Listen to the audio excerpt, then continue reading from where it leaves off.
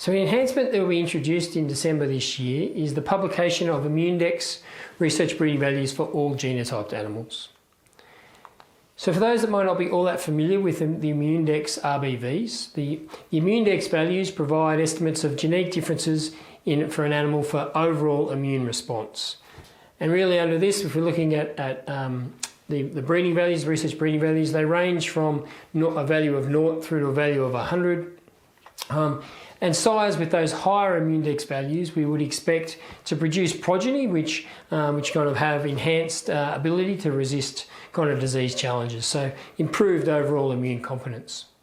And this is a really important breeding value, as we know over time, if we continue just to focus our selection on the traits associated with profitability, so improved growth rate, improved kind of carcass performance, that might have a negative effect on kind of the fitness traits that we expect to see. And we've seen that in other species, so that have done some research in this space over time, where we've had a continual focus on production traits, having some unintended consequences on these kind of fitness or survivability traits.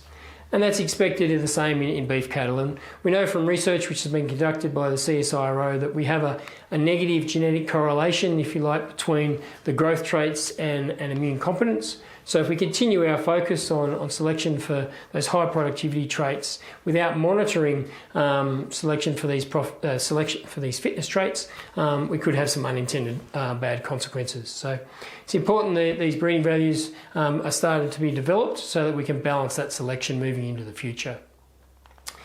Now the ImmuneDEX research breeding values are not like some of our other breeding values where breeders will go out and collect performance measurements for their animals, but rather they're a genomic breeding value. So breeders will collect a DNA sample on their animals and genotype that with either Angus GS or HC50K.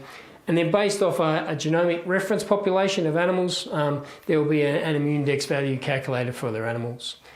And that genomic reference population, which is principally animals in the Angus sire benchmarking program, where those animals have not only had a DNA profile collected, but they've also had performance measurements collected for two types of, immune response. So we have a cell-mediated immune response, which is tested, phenotyped, if you like, through a skin reaction test, and also an antibody-mediated immune response, which is collected through a blood test. So we have both arms of the immune system there that have got performance information collected, and that information combined with that DNA profile is used then to calculate the ImmuneDEX values.